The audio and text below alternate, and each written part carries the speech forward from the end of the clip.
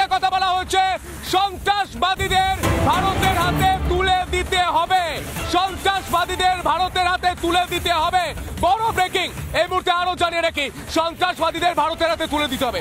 অবস্থান স্পষ্ট করে দিচ্ছে ভারত, পরিষ্কার বলছে আগে পাক অধিকৃত কাশ্মীর ফেরাও, তারপর কথা। আগে সন্ত্রাসবাদীদের ভারতের হাতে তুলে দাও, তারপর কথা। আগে তুলে দাও সন্ত্রাসবাদীদের, সন্ত্রাসবাদীদের চাষ করা যাবে না পাকিস্তানে। স্পষ্ট বার্তা, আপনাদের আরো বিস্তারিত জানাই। কাশ্মীর নিয়ে অবস্থান স্পষ্ট করলে ভারত, সন্ত্রাসীদের ভারতের হাতে তুলে দিতে হবে। সন্ত্রাসীদের না ফেরালে কোনো আলোচনা নয়, কড়া হুঁশিয়ারি প্রধানমন্ত্রী মোদী। পাক অধিকৃত কাশ্মীর এবং সন্ত্রাসীদের ফিরিয়ে দিতে হবে ভারতে, তারপর কথা, তার আগে কোনো কথা নয়। পরিষ্কার বলছেন প্রধানমন্ত্রী নরেন্দ্র মোদী, কান খুলে শুনে নিন। পাক অধিকৃত কাশ্মীর ফিরিয়ে দাও, সন্ত্রাসবাদীদের ভারতের হাতে তুলে দাও, তারপর কথা, তারপর কথা। আর কোনো মধ্যস্থতা চলবে না। শুভ্রাংশু যেমনটা বলছিল, প্রধানমন্ত্রী নরেন্দ্র মোদী স্পষ্ট বার্তা দিয়েছেন, কোনো মধ্যস্থতা চলবে না, কোনো মধ্যস্থতা চায় না ভারত। ভারত এবং পাকিস্তান দুই দেশ কথা বলবে, দুই দেশ কথা বলবে।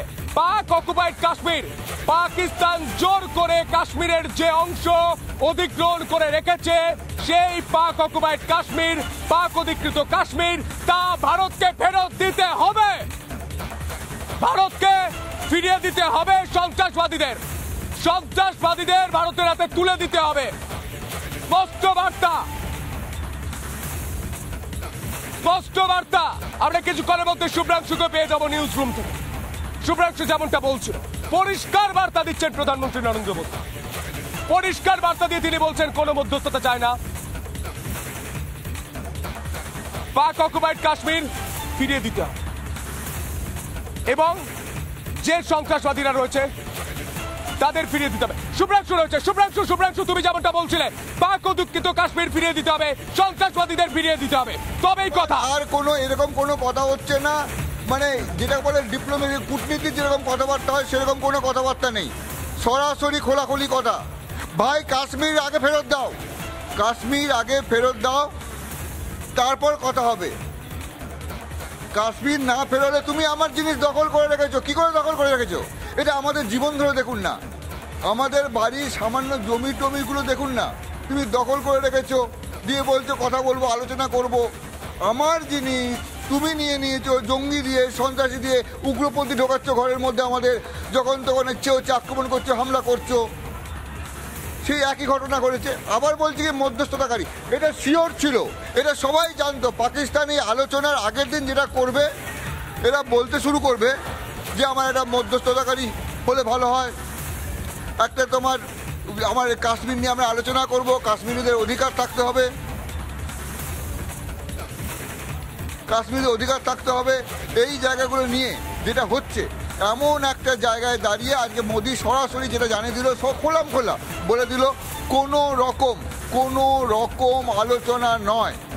তখনই কথা যখন কাশ্মীর ফেরত দেবে, কাশ্মীর ফেরত দিতে হবে, কথা শুরু হবে। কোনো মধ্যস্থতাকারী নয়, দুটো পক্ষ, একটা হচ্ছে ভারত, একটা হচ্ছে পাকিস্তান, তার মাঝখানে আর কোনো পক্ষ নেই। এই জায়গায় দাঁড়িয়ে আমেরিকা যদি চায় যে তোমার মধ্যস্থতা করতে চায়, বা হবে না, কোনো হওয়ার জায়গা নেই। তার কারণটা হচ্ছে জায়গাটা তো ভারতবর্ষে, পাকিস্তান জোর করে দখল রেখেছে। আর আচ্ছা, আপনাদের নিশ্চয়ই মনে আছে তো কালনেমির লঙ্কা ভাগ তো মনে আছে, যখন যে ঘটনাটা ঘটেছিল, লঙ্কা যদি জয় হয়, লঙ্কার একটা ভাগ পাবে কালনেমি খুব খুশি হয়েছিল। আমি রামায়ণের কথা বলছি, কালনেমির লঙ্কা ভাগ। তো রাবণ কালনেমিকে বলেছিল, তুমি গিয়ে যদি হনুমানকে মেরে দিয়ে আসতে পারো, তবে তুমি কালনেমি এই লঙ্কাটা পেয়ে যাবে অর্ধেকটা। তো কালনেমি করেছিল কি, এইরকম একটা ঘটনা ঘটেছিল, কালনেমিকেই মরতে হয়েছিল। আমি বলছি, কাশ্মীর নিয়ে যদি কোনো দেশের অন্য কোনো রকম ইন্টারেস্ট থাকে, কোনো দেশের যদি ইন্টারেস্ট থাকে, ভারতবর্ষের আত্মা কখনো কাশ্মীর ছাড়বে না, যেটা আজকে নরেন্দ্র মোদী স্পষ্ট করে বলে দিয়েছে। এবং বারংবার দেখুন, সেই 370 ধারা তোলা থেকে শুরু করে কাশ্মীরের বর্তমান যে উন্নয়নের ধারা বইছে, সেটাকে বন্ধ করার জন্য, রদ করার জন্য পহেলগাঁতে সাধারণ মানুষের উপর হামলা করা হয়েছিল। তারপর এই ধরনের চালাকিগুলো করা হচ্ছে। এখন যখন বলা হচ্ছে পাকিস্তান কি শুরু করেছিল, যখন ভারতবর্ষ সমূর্তি ধারণ করেছিল, পাকিস্তানের ওই টুকরো টুকরো করে মারার যে ধান্দাগুলো, মৌমাছির মতো হুল ফুটি দেওয়ার যে ধান্দাগুলো ছিল, ভারতবর্ষ যখন প্রত্যাঘাত শুরু করেছিল, চারিদিকে আর্তনাদ পাকিস্তানের, চারিদিকে আর্তনাদ। এবং এমন একটা অবস্থা গেলে এই দেশে কখনো মার্কিনদের হাতে পায়ে ধরছে, কখনো চীনের হাতে পায়ে ধরছে, কখনো ইটালির হাতে পায়ে ধরছে, প্রত্যেকের হাতে, কখনো আরব মুলুকে গিয়ে বলছে বাঁচান বাঁচান বাঁচান। আরে বাবা, তোমার ক্ষমতা নেই ভারতবর্ষ বিশাল দেশের সঙ্গে লড়াই করা তোমার। আর দ্বিতীয় কথা, তোমার তো ক্ষমতা থাকার কারণও নেই, তোমার মেরুদণ্ডটাই নেই। একটা গোটা দেশ বেঁচে আছে কেবলমাত্র জঙ্গির উপর।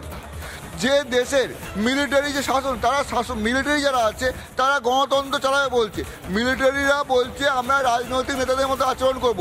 তারা যখন তাদের সেনাদের বলছে তাদের ধর্মীয় কথা শোনাচ্ছে।